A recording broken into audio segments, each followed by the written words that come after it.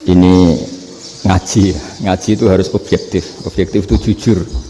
Jadi bisa saja korbannya ayah saya, bisa rektornya, bisa semuanya. Tapi korban dengan makna yang bagus.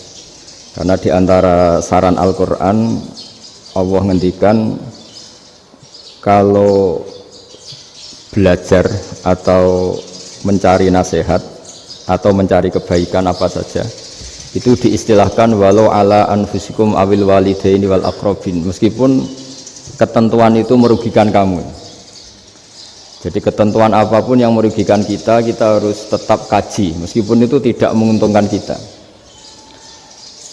Karena banyak problem, mulai dulu sebenarnya problem itu orang yang wakam da'in yadda'i annahu da'a ilallah tapi hakikatnya yad'u ila nafsi. Jadi banyak dai yang mengklaim dirinya mengajak ke Allah dan Rasul tapi sebetulnya hakikatnya mengajak ke kelompoknya sendiri.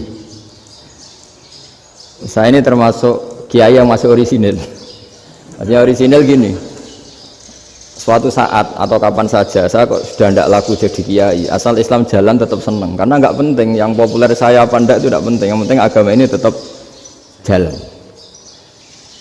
Sama, negara ini harus jalan siapapun presidennya. Ya, ini penting saya utarakan karena perbedaan antara nafsu dan komitmen beragama itu tipis sekali. Sehingga dulu pernah ada cerita, ini bukti keadilan Rasulullah SAW. Pernah suatu saat Nabi itu ngaji, yang ngaji seperti ini.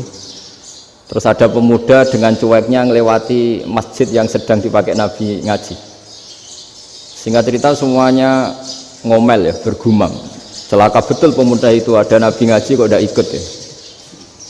Tapi Nabi secara besar hati ngendikan, ini ada di beberapa kitab di Fadhailul Kasbi, keutamaan kerja. Kata Nabi, pemuda itu mau mencangkul di lahannya. Jika dia mencari nafkah untuk keluarganya, untuk kebaikannya, maka itu bagian dari ajaranku. Jadi Nabi berbesar hati bahwa kerja seperti itu bagian dari ajarannya. Jadi tidak harus datang ke majelis ngaji. Dan bisa saja yang sedang hadir itu ya orang yang hindari istrinya minta belanja, dari ngaji terus benar dituntut belanja kan gitu. Mungkin anak-anak UMM yang kesini daripada tengok-tengok yang Malang bosen jalan-jalan ke Rembang gitu. Nah, jadi nggak mesti benar juga niatnya gitu. Jadi ya sama itu. Jadi kalau di dunia kiai yang masih orisinil itu nafsu itu benar-benar dilatih. Maka masyhur dalam cerita ada orang perang sama Ali radhiyallahu anhu.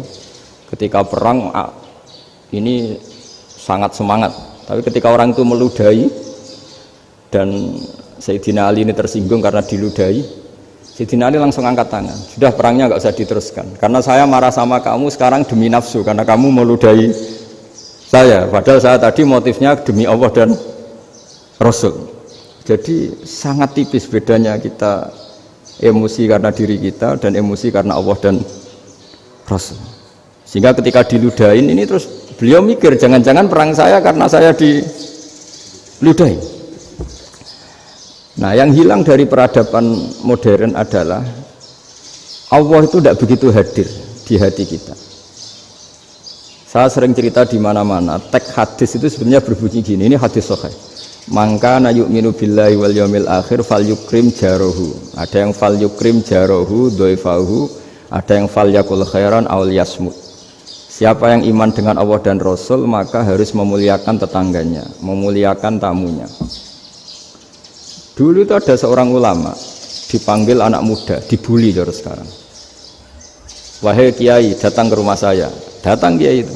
Setelah sampai ke rumah orang itu, silakan kiai kembali ke rumahnya. Saya tidak butuh kiai. Kiai itu dengan riang kembali. Setelah di rumah dipanggil lagi. Pak Yai, silakan datang ke rumah saya. Datang lagi. Ya senyum-senyum kiainya santai.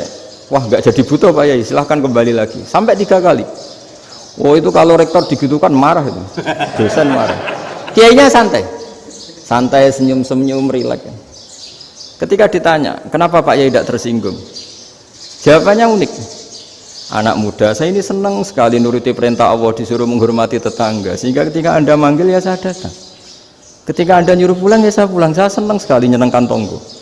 Dan itu perintah Allah. Jadi tidak ada hubungannya dengan kamu. Wah, pemudanya nangis minta dimaafin. Kalau kita kan enggak, kita ini dosen, kiai, mungkin kita doktor, mungkin kita profesor. Tapi kita ini sering didikte oleh orang bodoh. Kalau orang bodoh itu jengkel, lo kita ya jengkel. Lo kamu jengkel, dijengkelkan orang bodoh itu namanya terdikte. Itu bodoh apa pinter? Wah, itu tidak pinter sama sekali. Kalau betul-betul kamu pinter, hanya bisa didikte oleh Allah Subhanahu wa Ta'ala.